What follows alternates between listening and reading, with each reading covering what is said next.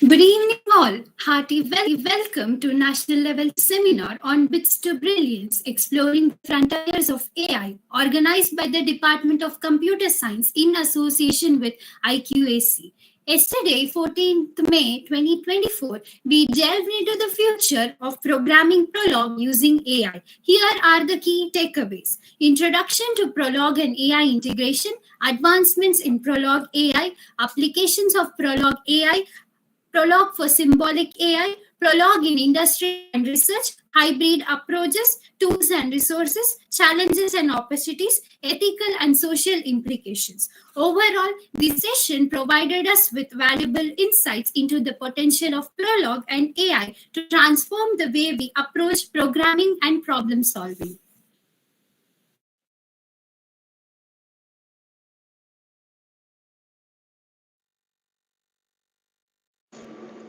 Thank you, Miss Priti.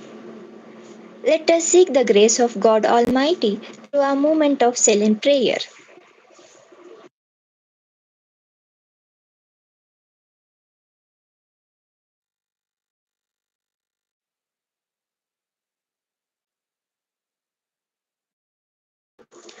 Next, I would like to invite Miss Preeti T of First BCA for welcome address.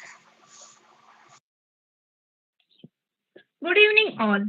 On behalf of Christ College of Science and Management, I extend a warm welcome to Reverend Father James CMI, Christ College of Science and Management, Professor Brilliance, exploring the frontiers of AI on the synergizing big data and AI, eliminating insights. It is indeed an honor to have each one of you with us today. Dr. Nita Thomas is a renowned expert in the field of data science and artificial intelligence. Today, we have the opportunities to delve into the intersection of two powerful fields, big data and AI. This session promises to provide us with invaluable insights into how these two domains can work together to unlock new opportunities and solve complex challenges. As we stand on the brink of the data-driven revolution, understanding the synergies between big data and AI is crucial for organizations and professionals alike. Dr. Neeta Ma'am's expertise will guide us through this journey, offering illuminating insights and practical advice. We are truly fortunate to have you with us today to share her knowledge and expertise. I invite you all to join me in giving her a warm welcome and to make the most of this enlightening session. Thank you, ma'am, for being here with us today. We are eagerly looking forward to your presentation.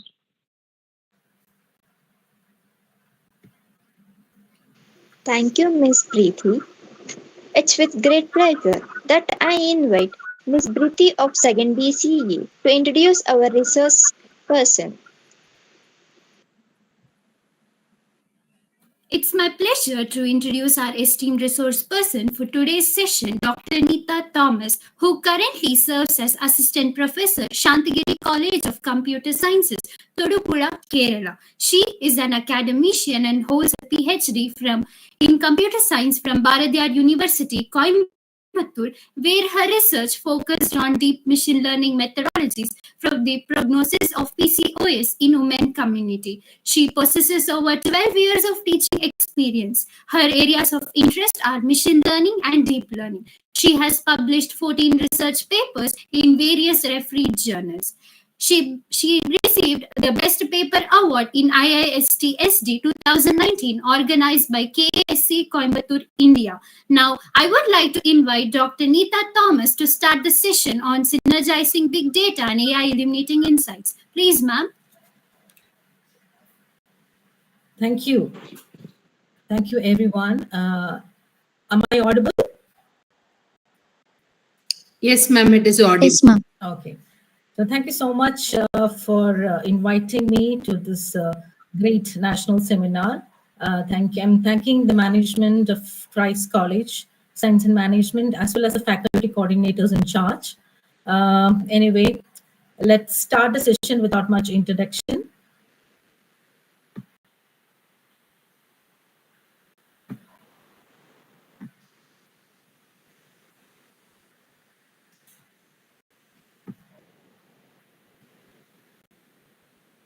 Is the presentation is visible?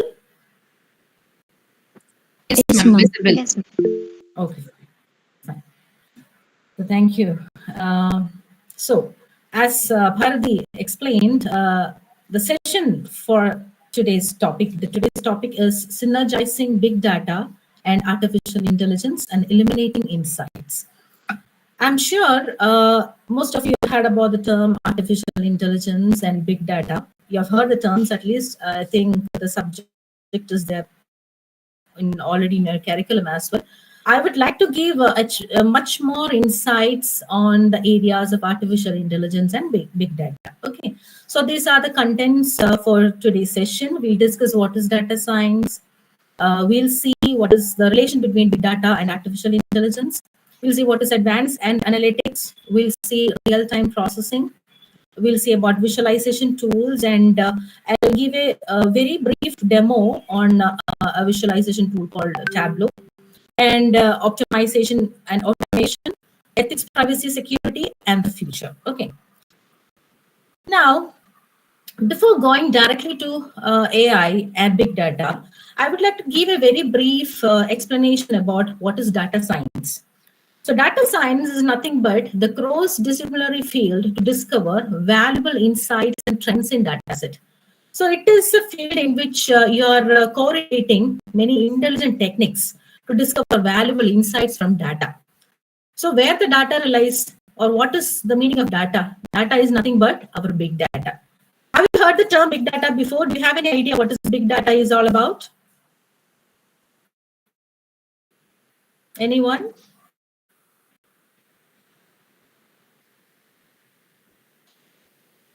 Yes, ma'am, we heard about the big data. Yes, big data is nothing but it is a huge, massive volume of data beyond your imagination. It holds some terabyte, petabyte, zotabyte kind of large data will be stored over there. Okay, so data science is a field in which you are exploring valuable insights from this big data. Okay, now along with the data science, some other important intelligent techniques incorporates are artificial intelligence, machine learning, and deep learning. So artificial intelligence or AI, it is nothing but machine is mimicking just like a human. That is known as artificial intelligence. And what is machine learning then? It is a subset of artificial intelligence. So I can say it is a part of artificial intelligence, that is machine learning, in which we are teaching the machine to behave like this. We are training the machine to behave according to our prerequisite. That is known as machine learning. Then comes deep learning. Deep learning is again a subset of artificial intelligence and machine learning. Okay, so in deep learning, a much more human inference is required. Okay, it is definitely functioning based similar to the human brain cells, just like neurons. It is functioning based on the or equivalent to the human brain cells, so that the concept leads to artificial neural network. So the main difference between machine learning and artificial neural network, in simple terms, I can explain. Machine learning requires fewer human inferences, whereas in deep learning, a major human inferences is required in case of data processing. Okay, we'll see later in coming up slides much more regarding machine learning and deep learning. So in short, I want to convey data science is a very big umbrella which holds different intelligent techniques like big data, artificial intelligence, machine learning, deep learning, and a lot more. Computer vision, pattern recognition, natural language processing, and many others. So it is a cross-disciplinary field that is used to derive valuable insight. So that is a brief summary about what is a data science. Then artificial intelligence or AI. Artificial intelligence, just now I have explained, it is something like it is behaving just like a human, or we are making the machine to behaving like us, to behave like us. That is why we are saying that it is mimicking just like a human. As well, it can able to think, it can able to learn, it can do self-correction, it can think logically, it can take predictions, it can come up with fast and quick decisions. Everything can be done in machine learning. Now, there are certain examples of machine learning are robots. Can you say which is the latest robot which is invented recently? That is recently, when you can see the web and all, which is the latest robot which is available here? name of the robot other than Sophia?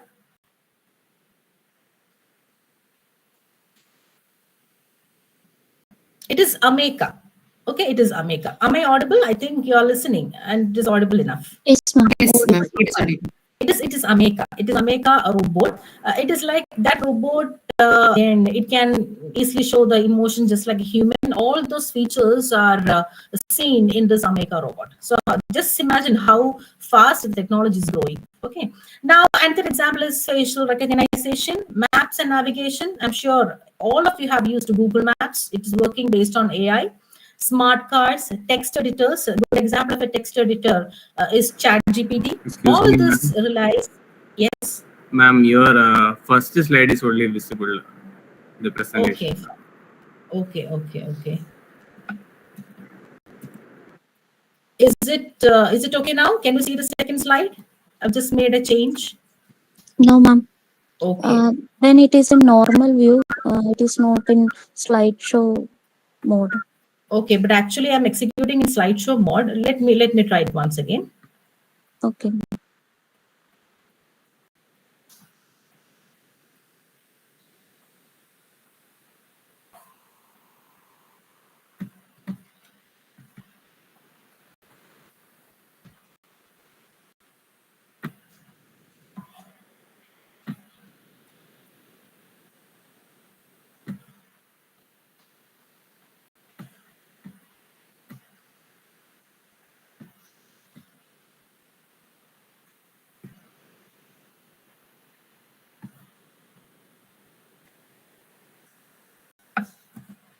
Can you see the slide now? I'm changing it. Can you see it now? Yes, ma'am. It is in normal view.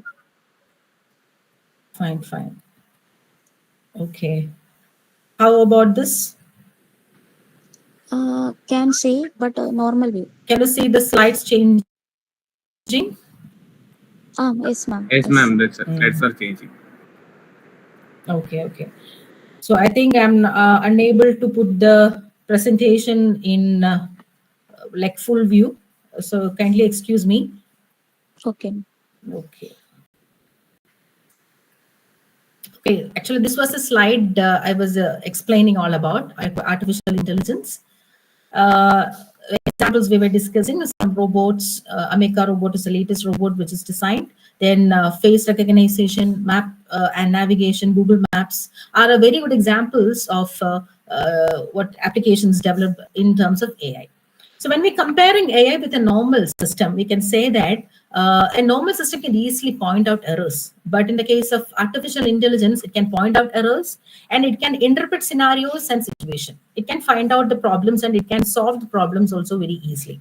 Decisions are quickly made. That is a speciality of AI when comparing to a normal computer or normal system. Okay. So next, I would like to explain about generative AI. Have you heard the term generative AI? You might have heard the term at least, isn't it? Yes, ma'am. Yes. So generative AI means it is an AI. We can say that it is not like a traditional AI. It is an AI in which it is capable of generating new data. From the existing data, it is creating new data. That is known as generative AI. Something is generating from the existing data. That is why it is known as generative AI. So in a normal AI or the traditional AI, what happens is that we are giving some instructions to the machine and the machine will mimic just like a human. So it can analyze the data, it can go for doing predictions, but it cannot create a data which is similar to the training data, where it is happening in generative AI. It can create similar data just like the training data.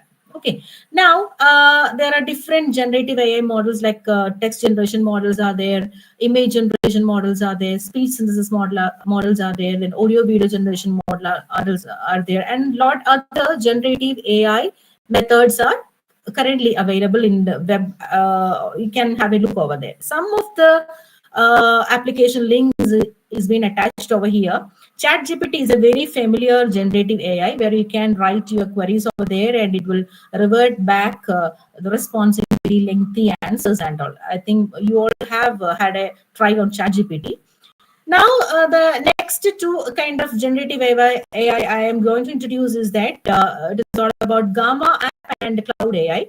So Gamma app is nothing but it is a kind of generative AI in which you can create PowerPoint presentations. Okay, you just give a topic to in this particular application. The application itself is creating PowerPoint presentation along with the content. Okay, so this is a particular app called Gamma app, and Cloud AI. It is again another kind of image generation model where what happens is that you can, if you are not aware about a particular image or if you are not having an idea what this image is all about, then just copy that image and place inside this app or place inside this particular Cloud AI, and the result will be unimaginable. The particular application will display what is the meaning of that image you have pasted. It will be listed very clearly. What is, how many objects are there? If just imagine if there is a picture of a mother and child, it will explain very beautifully. It is a beautiful relationship between mother and child. There's a mother is sitting in the left side and child is sitting in the right side. Likewise, a drastic and elaborative explanation will be given through Cloud AI. So it is, I can say it is a kind of image generation model. So this is a brief introduction about what is generative AI. Now, this is artificial intelligence. As I mentioned, artificial intelligence have many subsets, that is machine learning, natural language processing, deep learning, computer vision, robotics, all are the subsets of artificial intelligence. Again, the branch goes like this: machine learning having different subdivisions like supervised learning, unsupervised learning, also deep learning having certain subdivisions like CNN, RNN, neural networks, etc., etc. It keeps on going like that. Everything will come under a single umbrella, that is artificial intelligence. Now comes our second prominent topic, that is big data. So just now I have explained what is big data. It is a massive storage of data. It is maybe in the form of structured, semi-structured, or unstructured form. Normally, the normal data lays in the form of structured fashion. You have already learned what is SQL and RDBMS kind of things and all. You have learned what is schema and all. So structured data means you're storing the elements in a particular schema. There are rules and regulations for keeping the data. There is not a structured data.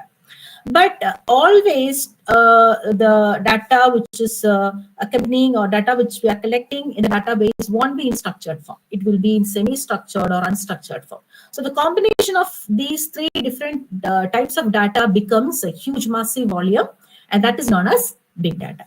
So what is the relation between big data and artificial intelligence? The next line plays a very major role. AI requires data sets for training, and big data is the source of the data set. Okay, so AI means what? It is intelligent technique, incorporates different intelligent techniques. Intelligent technique cannot alone do nothing, isn't it? They cannot do something by situating in a special or a separate area. It need to work along with big data. So where the data resides in big data. We are exploring the big data with the help of AI. So there comes a relationship between AI and big data.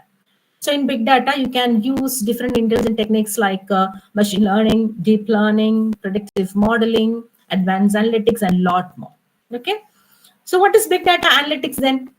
It is a methods, tools, and applications to collect, process, and derive insights from huge volume of data.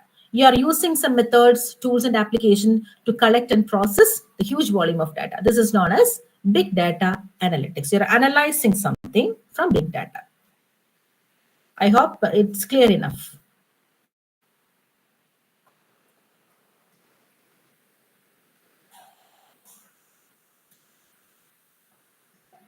Am I audible? Yes, ma'am. Yes, ma'am. Okay, now these are the different types of data. Data can be of three types mainly: structured, unstructured, and semi-structured. By seeing the picture itself, you can understand that the structured means it follows a special schema. Unstructured, it is completely mixed up. All kinds of data is mingled up in this particular database. But semi-structured is partially structured, but still it is messed up with different kind of data sources. Okay, so these are the different types of big data. And the next thing I want to explain about the 5 V's of big data. 5 V's. Okay. Initially, when the big data terminology started in the booming condition, there were 3 V's only. Then later on, it changed to 4 V's. Then later on, it changed to 5, then 6, then 8, then 10. Now it becomes 16. If you browse in the web, you can find around 16 V's are present regarding the characteristics of big data. But the reason why V's are increasing because still the data scientists are articulating the need of communication or need of data should be preserved. That is the reason they are innovating with new and new V's. Okay. Anyway, all these V's are deriving from this 5 V's. Okay. So what is this 5 V's that shows the special feature of big data? Volume, which means the huge quantity of data, that is volume. The next V is velocity, the exponential growth of data, that shows the velocity. Then comes variety, the different kinds of data. Data may be in the form of picture, it may be in the form of audio, video files, then any doc files, Excel files. That is all about a variety of data. Then based on this 5 V's, we should properly manage the big data. That is ethics behind this big data. Understanding all these things, you might have understand that it is not easy to store and process the big data with our normal tools and technologies. So in that case, we need special tools and technologies for storing and processing big data. So in terms of storage, we can use Hadoop, MongoDB, Cassandra, HBase, this kind of tools for storage purpose in big data. And for mining, for dredging the data, we can use Rapid Miner, Elasticsearch, this kind of tools or technologies for mining the actual insight from the huge data source.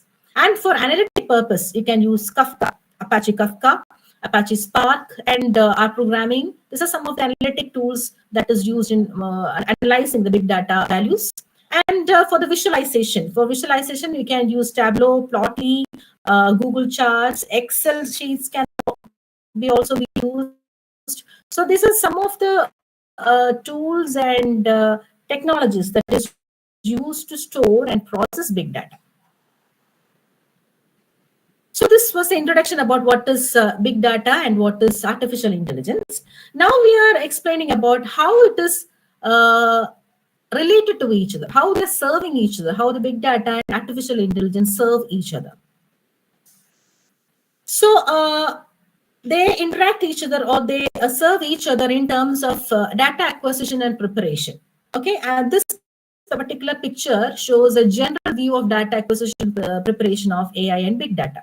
So by seeing this picture, you can understand that the first half of the picture shows how the data is stored, or how the data looks like. You can see the data may be in structured, unstructured form. It can be semi-structured form as well. So that comes the portion of big data, and you're taking that data and you're storing your data in a database or data lake or a data warehouse, wherever it is, you're storing over there. And this much portion is only equipped for the big data. And from this portion, the relevant data, what portion is required, we are extracting the data from this portion and we are feeding this to artificial intelligence for doing data processing, where you're doing cleaning and all the necessary processing steps. And finally, you will be able to gain actionable insight, or you will be able to gain knowledge. So there comes the relationship between big data and artificial intelligence. So in the first half, you're providing the data through the big data technology. The big data will provide data, and the artificial intelligence will input certain intelligent techniques and explore the data from the huge massive volume. This is a generalized view of data acquisition and preparation. And in continuation with the previous picture, this shows again another perspective of data acquisition and preparation, where you can see data can be accumulated from different spaces, different locations, where it can be collected from a network, a cloud service. It can be collected from IoT service, IoT devices, any kind of connectivities, anyway, that belongs to a single term called data. Okay, and remember it follows some 5 characteristics, that is variability, variety, veracity, velocity, and volume. So with all this, we can say we have accumulated the huge volume of data. With this huge volume of data, we cannot do anything, isn't it? So we need to fed this data, or we need to pour this data to AI. So AI will do the necessary processing so that we'll get meaningful insights from the raw data. So now in the arrow, it is shown that the data is fed into artificial intelligence, where they are serving different type terminologies like machine learning, expert systems, data mining methods. You can perform visualization method, clustering, classification. Everything can be done using the artificial intelligence techniques, and thereby you are able to generate knowledgeful content. Okay, again, this is the continuation from the previous picture. So a little more in depth, I want to explain that data preparation process. So you understood what is big data now. So the raw data cannot be processed, or from the raw data we cannot extract information, isn't it?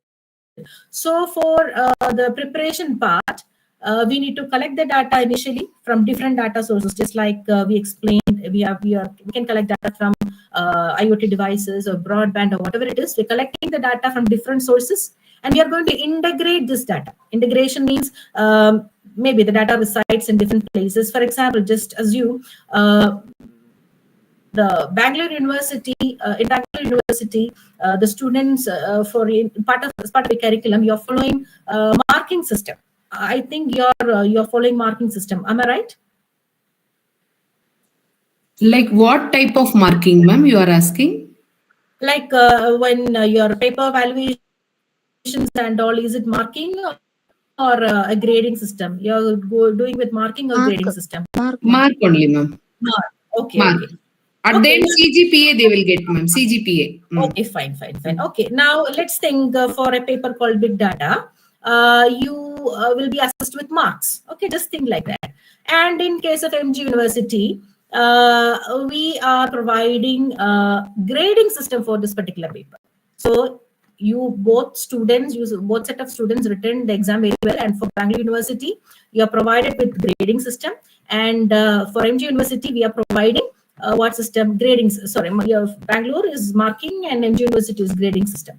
But even though you have been graded or you have been resulted with some scores, but still when you are integrating these two data together, the scale is different. One is mark and one is grade. So while integrating, some kind of dissimilarities will come over there.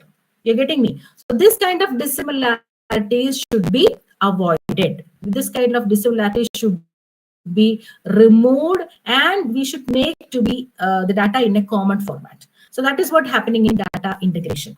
Is it clear? Yes, ma'am. Clear.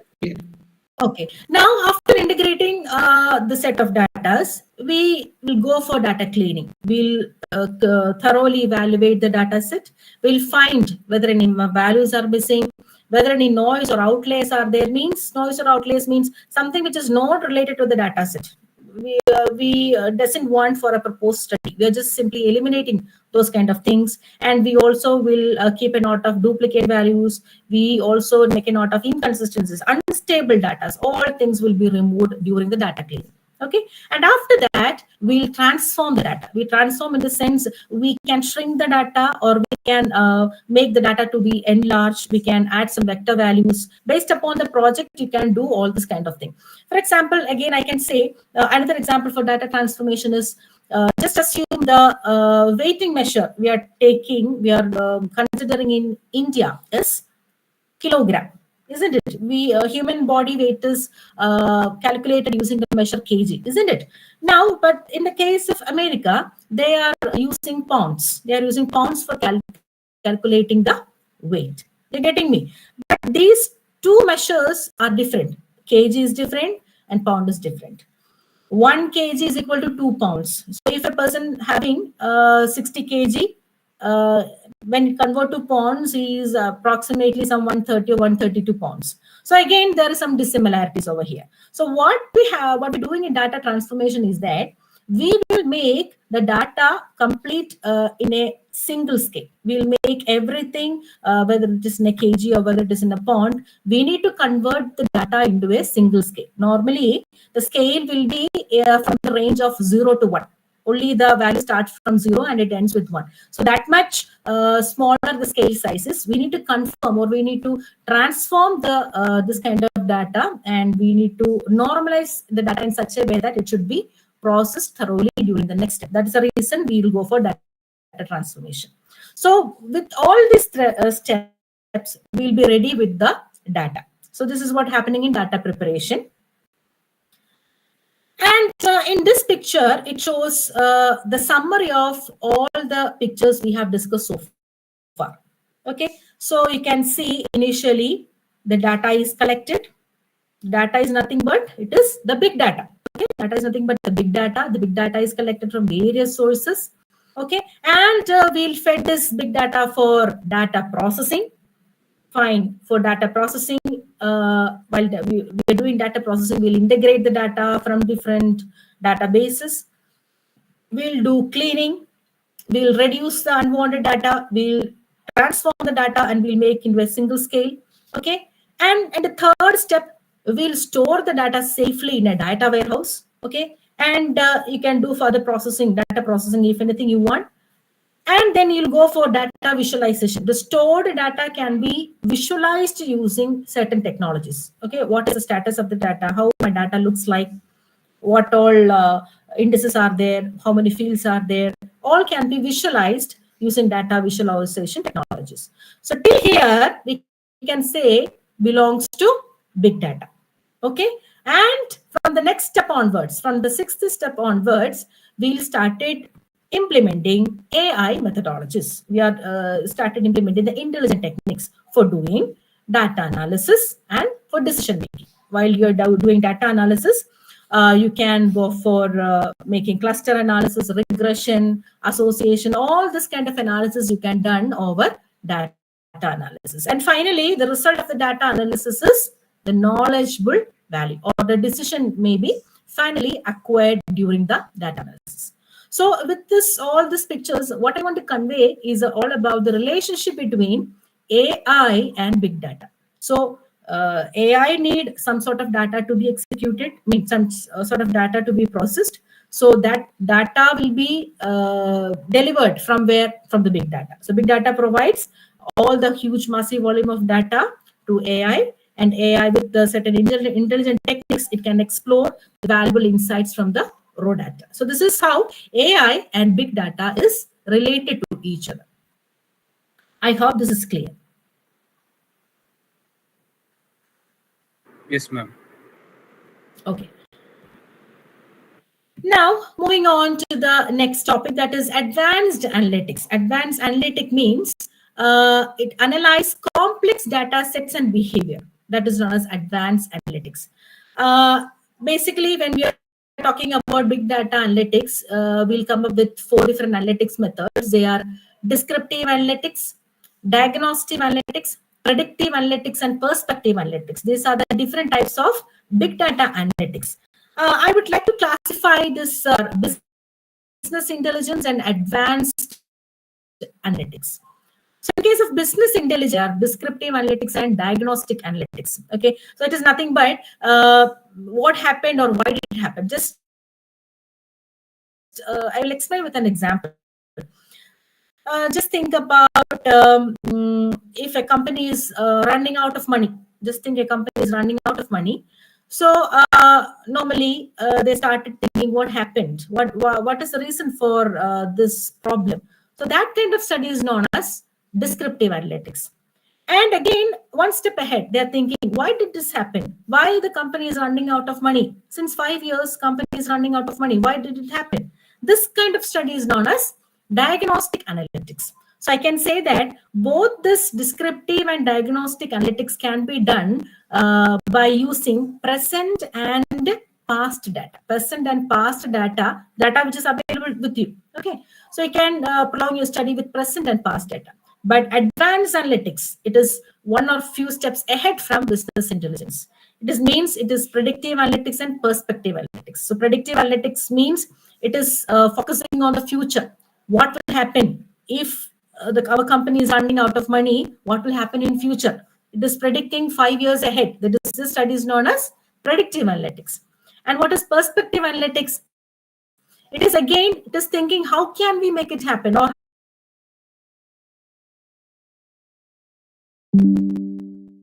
descriptive analytics comes with low complexity. As it move higher, the prescriptive analytics having higher complexity because it is predicting from the future. It is coming up solutions from the future. Okay, that is why the value goes like this. Again, this shows a comparison between predictive and perspective. Predictive shows the future outcomes, and perspective shows what is the next step should be done in order to avoid or in order to attain something in future. This is the difference between predictive and perspective. These both are advanced advanced data analytics. Okay. Now, this is some of the techniques that is used in advanced analytics. These are machine learning, computer vision, natural language processing. Then comes predictive learning. These are some of the techniques that is used in advanced analytics.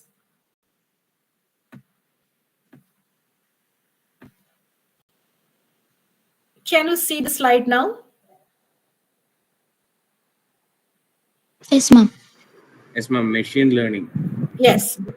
Now, this picture shows what is machine learning. I'm explaining about advanced analytics. One of the advanced analytics is machine learning. So there are different types of machine learning, which is supervised learning, unsupervised learning, reinforcement learning, and sort of things. Okay. Now, here you can see two files running over here where a human is teaching a machine about an object called apple. He's teaching that apple is having round shape, it having different mass, and all sort of things. But he forgot to explain apple is in red and in green color.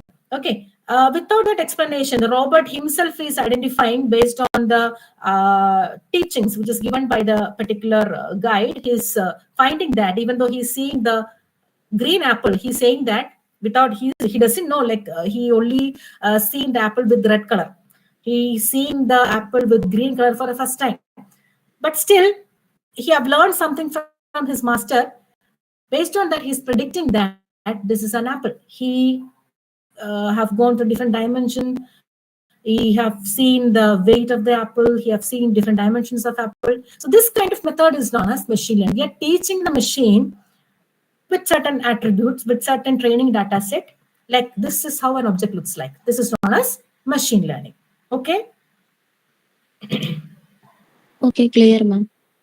Okay. Now, towards the lowest portion, you can see again the machine learning process with the train flow and test flow, where machine learning process is doing in the left-hand side, where we are training our data set with certain classifiers. Let's assume I'm training my data set with an artificial neural, or just make it as SVM classifier. Okay, it's just an algorithm.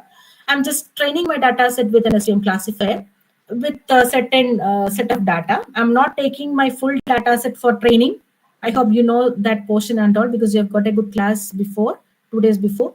I think we will, when we are considering machine learning, we'll take the complete data set as such, and some 80% or some 70% we'll kept for training, and the remaining percent we'll kept for testing. Okay, so we'll train our machine based on all the trained data set. So that is what is happening in over this portion. Using some machine learning algorithms, we are training our data set. While training, the classifier understood, okay, this is how an object looks like, or this is what object is all about.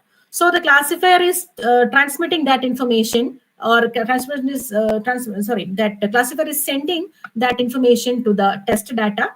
And what happens is test data will automatically test each and every report based on the trained classifier.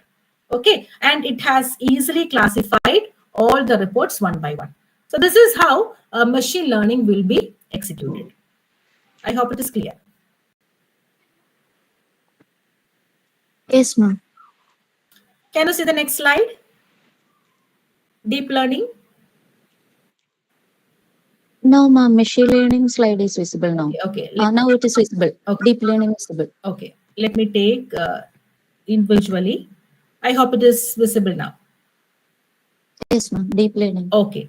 Again, deep learning, which is the subset of machine learning and artificial intelligence. That's what we mentioned. So in case of deep learning, we need much more data when compared to machine learning.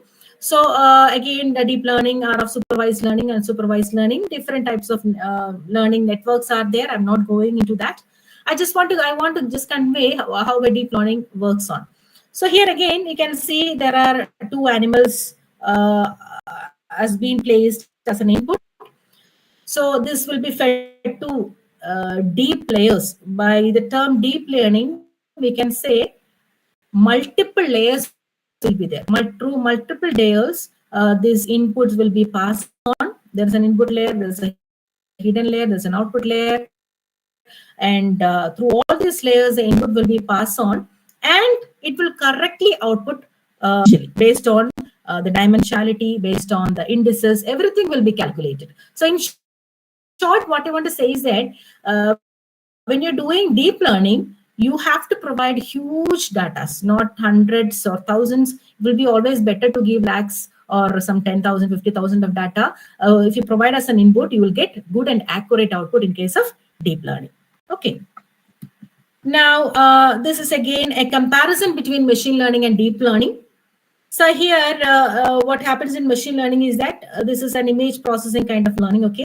So here, what happens is that we are giving a tree as an image. We're giving some input as like input will be fed to the machine learning network. The features will be extracted. Okay. And after that, the classification will be done, and it is outputted that this particular image is a tree. Okay.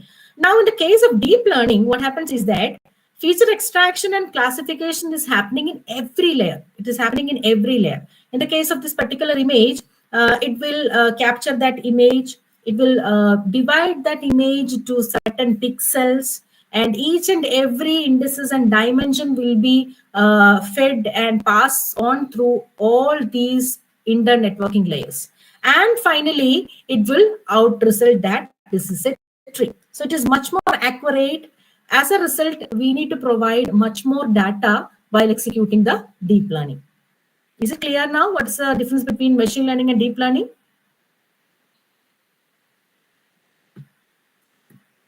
Yes, ma'am. Okay, and the next kind of analytics is computer vision. Computer vision means it is the area in which we are identifying and understanding objects, peoples in images and videos. You are, by seeing an image, you are understanding the what to say, the particular image, what that particular image is all about, what particular object is all about. You can segment every object if it is really required. All those things can be done using computer vision. So I have attached some pictures over here where you can see in the first level of picture, many cars are moving. Every car is identified with numbers as well. But in between, there is a bicycle. A bicycle is moving in between, but it is not recognized in the system because some deep learning methodologies are adopted here, and it is trained in such a way that if you're seeing an object with four wheels, if you're seeing an object with a dome-shaped object, just assume that is a car. Rest of the object, just avoid it. Maybe in that way, this learning has been done. That's the reason that object has not been identified. That particular motorcycle has not been identified in this particular image. So in this, by this content, I want to convey this is how every object is identified, and this is all about computer vision. In the second picture, the real image is depicted in the right-hand side, and in the left-hand side, you can see every image has been segmented properly so that you can extract data for the easiness of work. And in the lowest portion, a fish is moving randomly to and fro.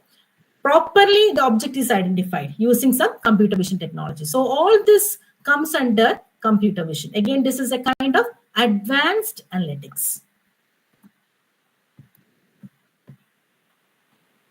Then comes then comes natural language processing, NLP. NLP is also a kind of advanced analytics where it is an interaction between computers and human in natural language.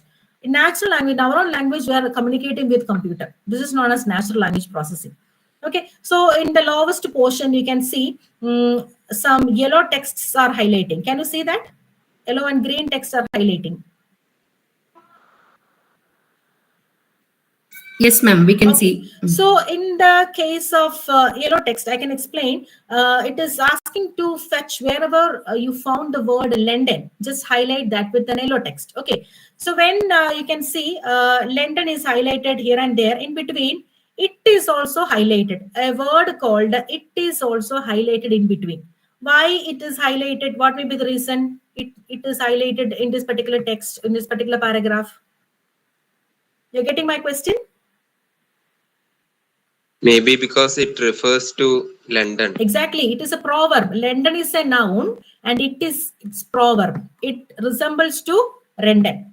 Is it clear? So it will grammatically understood what is the content all about. And London is a word and it resembles to word called London. It is not mandatory that each and every line you need to recall the term London every line. It is not mandatory like that. You can use proverb. Instead of noun, you can use proverb, isn't it?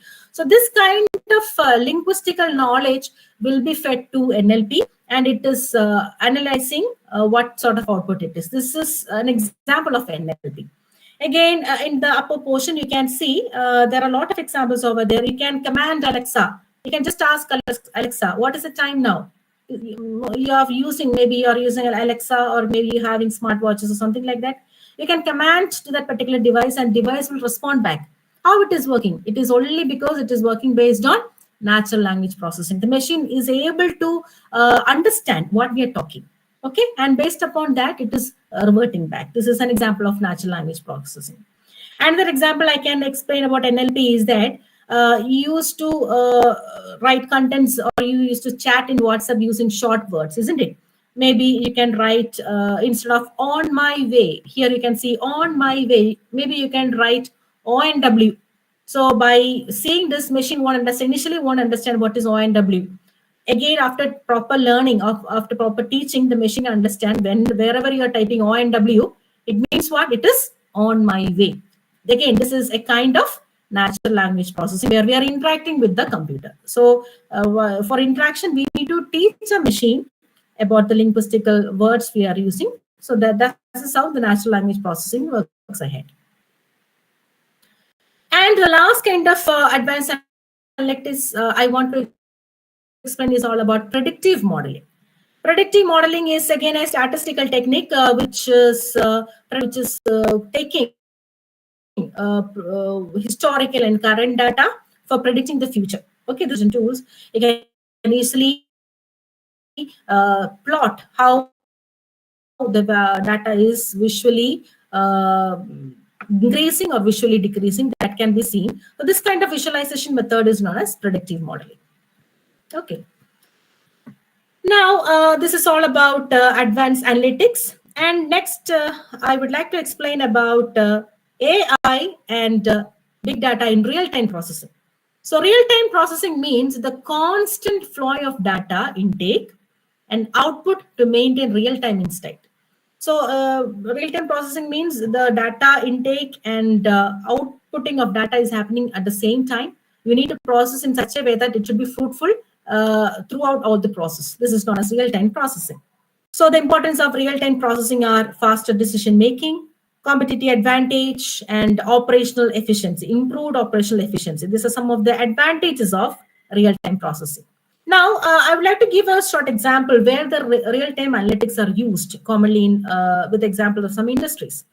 It is used in finance industry. JP Morgan Chase is a very good example where the real-time analytics is used, where it is a prominent bank in the world where it provide real-time, through real-time analytics, it provide assistance to the customers, like when we need to do the investment, what sort of risk maybe we can face. All those things can be assisted or provided using real-time analytics by the finance giant that is known as JP Morgan Chase. It's an example only.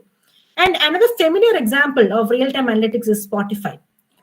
I'm sure many of you are already using Spotify, which is a music streaming platform, how the music which is interested you will be displayed in your mobile. It is only by searching your listening history. So that is a very good example of real-time analytics. Another example of real-time analytics is in the field of logistics is Command Alcan. Command Alcan is a logistic company.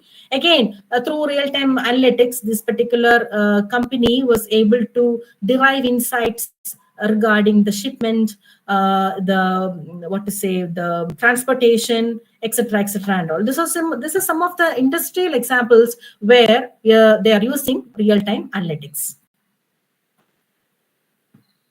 Now, next, I would like to explain about the streaming data platforms and technologies, which is used in real-time analytics. Some of the streaming data platforms and technologies are Apache Kafka, Apache Spark, Apache Amazon Kinesis, and Flink. These are some of the real-time technologies, or these are some of the platforms where we are using with real-time technologies. Okay, I'm not going in depth.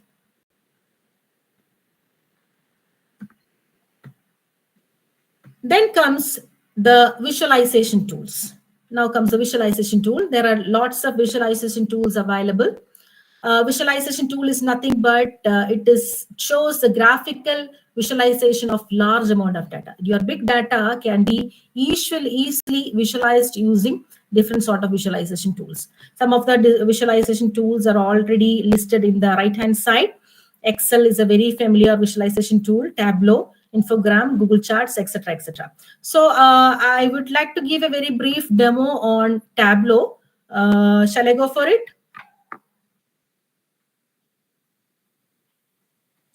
Yes, ma'am.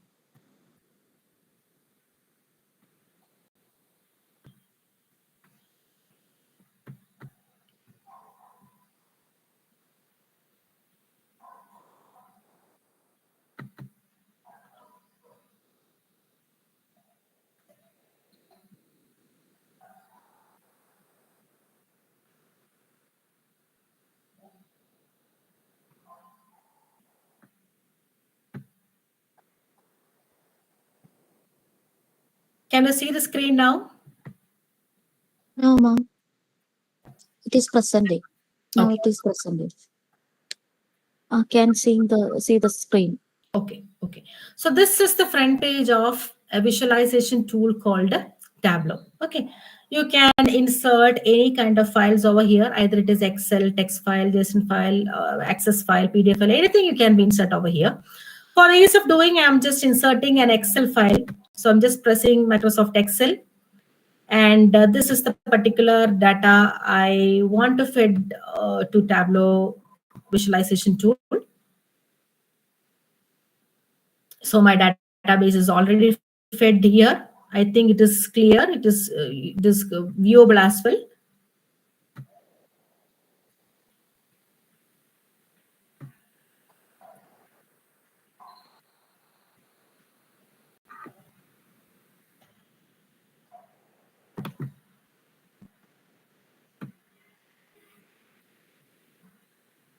Can you see this page? Yes, ma'am. Okay. Yes, So ma'am. okay, good. Now here what I have did is I have imported an Excel worksheet with a huge volume of data. Okay. So I am going to visualize the content in this Excel worksheet. That is a task I'm doing using this visualization tool. So this particular Excel sheet explains about the selling of sweets in certain states in India by different salespersons. And the sold date is depicted in the right hand side under the field date. The amount he has accumulated by selling each and every item in respective states is listed in the amount column, and the number of packets shipped is also being listed in the right hand side. So this is the meaning of this particular Excel sheet. Now next time I'm going to do is I'm going to visualize all the elements which is shown over the Excel sheet in a chart wise way. Okay. Now for that I'm choosing sheet. Okay, I'm just taking the sheet number 1. So here you can see all my column names are listed over here. Okay, I think it is viewable. Yes, ma'am. Viewable. Okay, so from here I'm just taking. I want to compare amount, and then I'm comparing state. Means I want to see how much amount has been accumulated from each state. That's the thing I want to see. So I just changing the chart like this so it will be clear enough. So this is how a chart looks like when we are comparing amount with respective state values is depicted over here.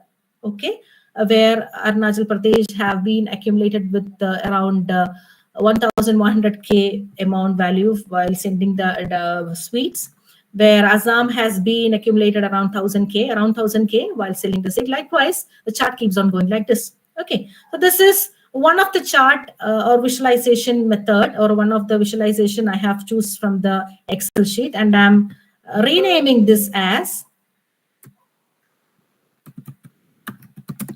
sales in state. Okay, I'm just applying, and this is how the first visualization between two columns has been depicted. And if you want, again, I can go for drawing another visualization between another two columns. If I want to compare, again, if I want to compare amount with the salesperson, I want to know how many amount each salesperson have been accumulated throughout all this collection process.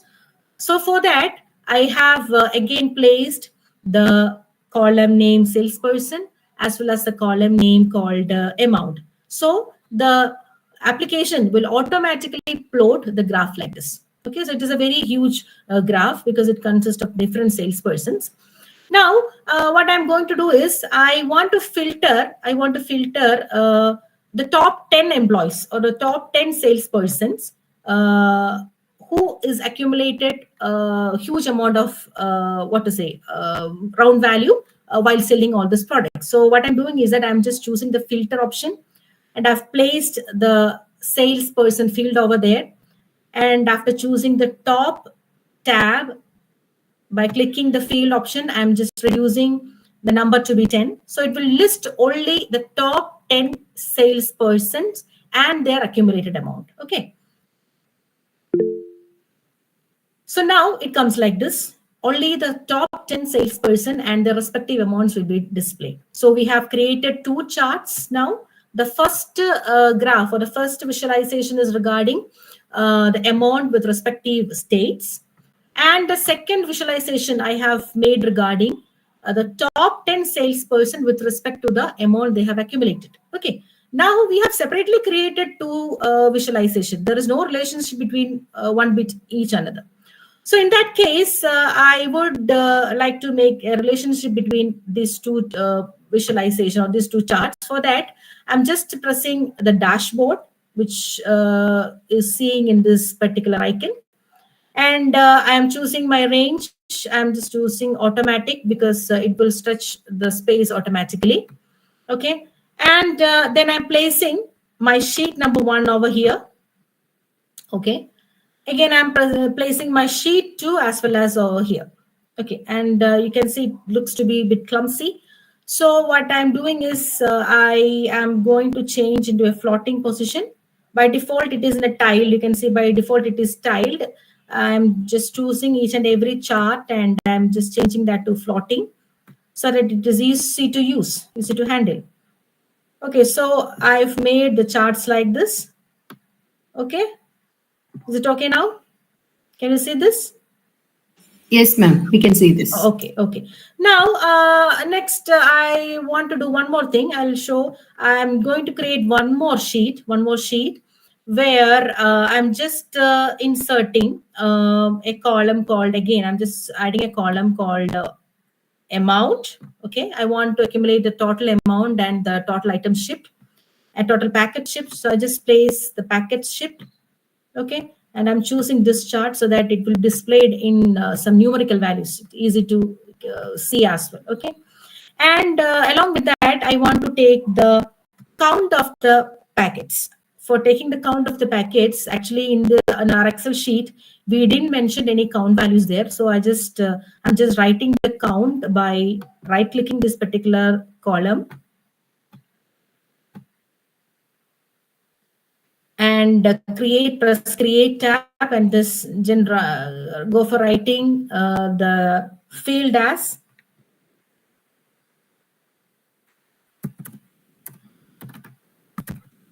shipment count. Okay, and I'm pressing OK. So that particular field is created over there with the corresponding count values, and I'm just dragging and placing over here.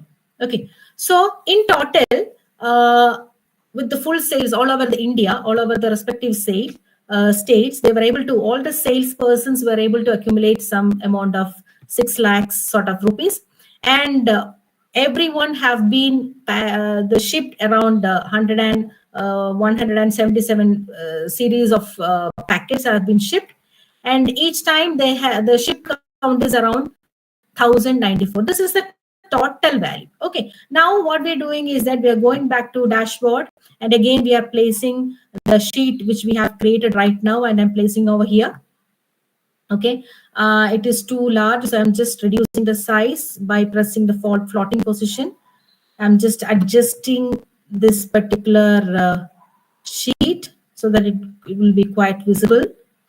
Okay, now all the elements regarding that particular Excel sheet has been displayed over here. Now next thing I'm going to do is I am going to make a connectivity between these 3 visualizations. Okay, so what I'm going to do is that I'm just right clicking over here. Okay, so I'm just giving use as filter option. Okay, so that if I'm pressing let it be Alex Joes. If I'm pressing Alex Joes, the values or the amount that Alex has been accumulated from what all states will be displayed in the lowest portion. Is it clear? Yes, ma'am, clear. Yes. Okay, as well as you can, if you're seeing the sheet number 3, number values are also changing. Arjun has been collected around 300K of what is a prize amount from different states, from Assam, Gujarat, etc., etc. According to that, his accumulated amount will be displayed, package ship will be displayed, and the shipping count also will be displayed. So now we are able to maintain a relationship between all these 3 sheets, all these 3 visualization we have brought it. Okay, so this is just an example where you can easily plot your visualization ideas. The only thing required is true and valid data set is only required, and you can just fed this data set to any kind of visualization tool. Tableau is a very user-friendly tool. Only thing is that once you're saving this particular work, do remember to save in your system itself, in your local system itself. If you're saving Tableau to Tableau public, it will be available in the internet. What if your personal data, whatever it is, it will be available in easily available in the internet. So just consider this point only. That is the only thing we need to take in care. Okay, so this is how the visualization will be done in Tableau visualization tool.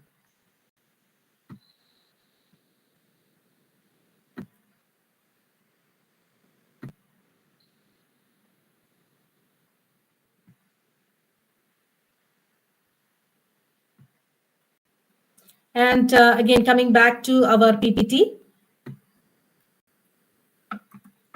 So next we'll discuss about the optimization and automation in AI and big data. Optimization is nothing but how efficiently we can use, how accurately we can use AI in big data. So the thing I want to convey here is that the different steps we have used or we have considered, we have explained during the data collection or acquisition is being rediscussed over here. While you are collecting or while you're acquiring the data, ensure the quality, ensure its accuracy, While processing the data, make sure that all the noise and errors are properly removed, all the missing values are properly handled. Through all these methods, you can optimize your work in AI and big data. Also, when you're storing the data, make sure that the data is stored properly in a data lake or database or data warehouse. Also, keep track of changes, what is happening in the data set. Proper tracking has been done over there. When you're putting labeling and all, always try to put meaningful labels so that later on when you're fetching your database, it will be easy for you to understand. Also create reliable training data set, because training plays a very major role. What we are teaching the machine, that only thing will machine do. Okay, so give reliable training data set to the machine. And in case of security and privacy, try to follow anonymization and pseudonymization. Anonymization and pseudonymization are a very important term.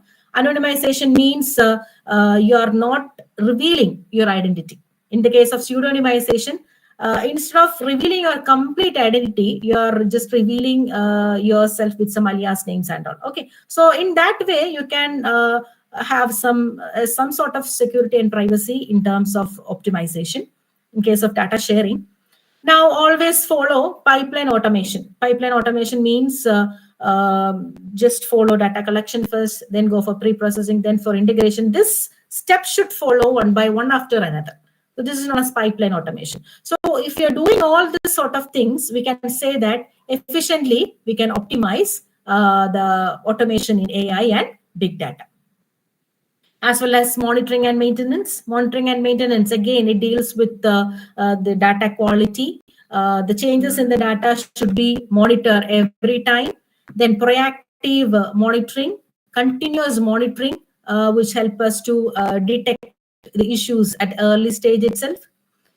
Then the proper collaboration and communication between the team members working in your group. Also, that will also optimize your working efficiency. Then take proper feedbacks and loops. This is a cyclic process, collecting, analyzing. This sort of feedback should continuously done in a continuous basis, and fed this feedback into your system so that you can refine your models. So these are some of the methods to optimize the automation in AI and big data. Okay, it is nothing but just follow the knowledge discovery steps in proper way. That is the only thing comes under optimization. And ethical security and privacy in big data and artificial intelligence. Obviously, some privacy issues can come over there because data is stored in a vast space. So maybe your personal data can be mishandled by someone. So ensure proper and responsible storage is mandatorily be done. And always focus on the bias. You have properly avoided or mitigate the bias. Just make ensure that particular point. Bias means nothing but it is some sort of system errors that has been raised during system analysis. That can happen. Maybe that will lead to that at the end of the stage or something like that. So before happening, just try to mitigate in the initial stage itself. Then provide proper security and robust measures to protect all the AI systems, as well as big data. We are talking about big data. As the data is going so fast, there are chances for risk of personal data exposure. Maybe your personal data may be revealed, maybe it may be misused. So make a note of all these things and do the necessary actions to prohibit all these sort of things. And opaque decision making. It means AI algorithms can make decisions affecting people's life without transparent reasoning. You belong to which organization. AI is not bothered about all these things. Okay, so it will take transparent decisions. So we have to keep a note of our personal belongings in such a way that it should not be attacked in terms of privacy and security. So these are the things that comes under ethical, security, and privacy of big data and artificial intelligence. Now about the future, we can say that ethical data use it may be started to be focusing high in the future. Automation and efficiency, definitely it will enhance. Increased automation and streamlining will definitely be in an innovative stage in the future. Then chances of interdisciplinary collaboration. Many disciplines start to collaborate each other and enriching with new science projects can come up in future. Edge computing, many IoT devices interconnected, and for the fast and real-time processing will become efficient. This is known as edge computing that can come up in future.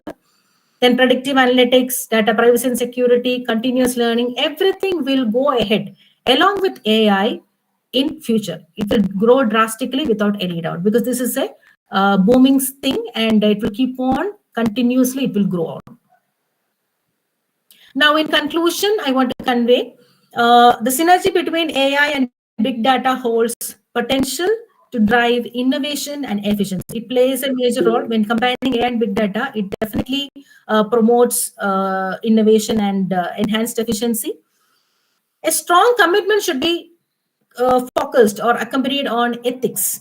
Whenever you are using data, when you are manipulating the data, you should follow your ethics. That is a strong commitment that should be sternly or firmly you should keep in your mind. And data is drastically growing from different sources like IoT, online transaction, social media, from any sort of things. Data is drastically growing. So AI technology equally contributes in sort of intelligent techniques. It provide some sort of analysis and over there, and also it provides opportunities and challenges in the case of this exponential growth of data. And if you are properly address all these things, we can build up a full potential AI and a big data to create an equitable future. If you're properly using all these things, definitely we can bring high potentiality from AI and big data, and thus we can make a benefitable and equitable future ahead. Okay, so this is all about my topic, an introduction of AI and big data.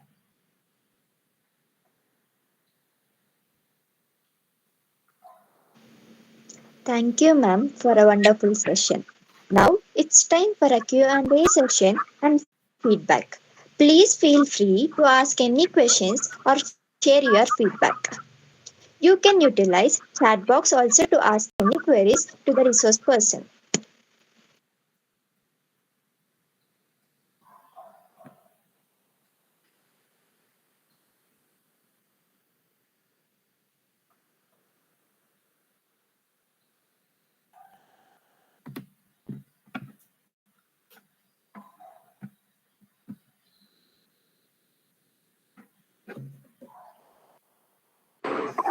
Good evening, ma'am. Yes, ma'am. Yes, ma'am. Myself, Vijayalakshmi. Initially, you said about Gamma AI, no, ma'am. Like, if you give the topic, it will prepare the presentation like that. Yes. So we have to download like an app, or in online we will work, ma'am. Yes, it is a free application. You can just browse in the web. You can just simply type Gamma AI. It will display this application. And you can simply type, if suppose if you want to make a presentation on data analytics, just simply type data analytics over there, and they will ask for an option how many slides you want. You can give either 8 slides or 10 slides or something like that. Once you hit enter, it will display 10 slides. If you're giving 10 slides, it will display 10 slides with all the relevant topics which is present in the web. It is really a wonderful thing. You can make a use of it. One more software. One more software also you said, no, ma'am. Yes, ma'am. That is Cloud AI. Cloud it is, AI. Yes, it is Cloud. You can just make a note of CLAUDI, cloud.ai. It is also a generative AI kind of thing where you can just place your image. If, as I mentioned, if you are not clear with any sort of image, you can just place the image in this particular application. The application will display what is the content, or how many objects are there, what is the meaning of that image. It will be clearly mentioned in big paragraph, just like ChatGPT. We are just placing the image. That is the only difference. Thank you, ma'am. Thank you so much.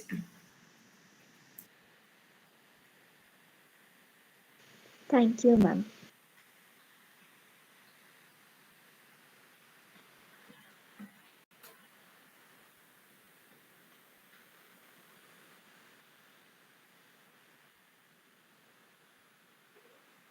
Good evening, ma'am.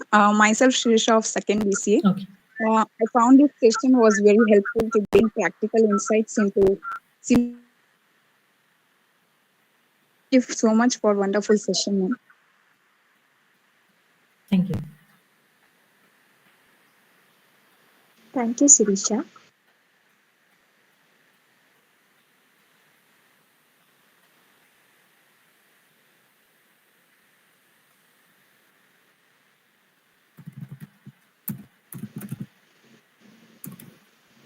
Next, I invite Miss Preeti T of First BCA for vote of thanks.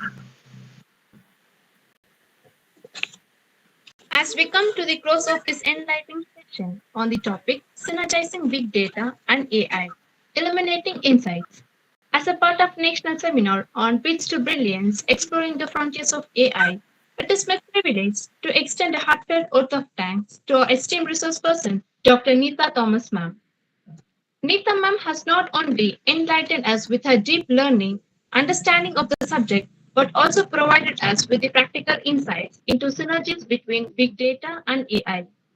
Her expertise and enthusiasm have made this session truly insightful and engaging. We are particularly grateful to Neeta ma'am for sharing her wealth of knowledge and experiences, which have undoubtedly broadened our perspective and deepened our understanding of this rapidly evolving field. The session has provided us with a solid foundation to explore the immense potential that lies at the intersection of big data and AI. Neeta Ma'am's clear explanation and real-world examples have inspired us to further explore their synergies and harness them for innovative solutions in our respective domains. On behalf of Christ College of Science and Management, I extend our sincere appreciation to Dr. Neeta Thomas for valuable contribution to our seminar. We are truly grateful for her time, expertise, and dedication. Thank you, ma'am, for your illuminating session. So thank you, everyone. Dear participants, our feedback link has been provided through the chat box, which will remain active for the next 15 minutes.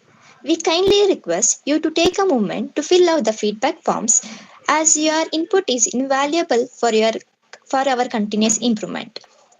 Once you have submitted your feedback, an e-certificate acknowledging your participation will be emailed to you.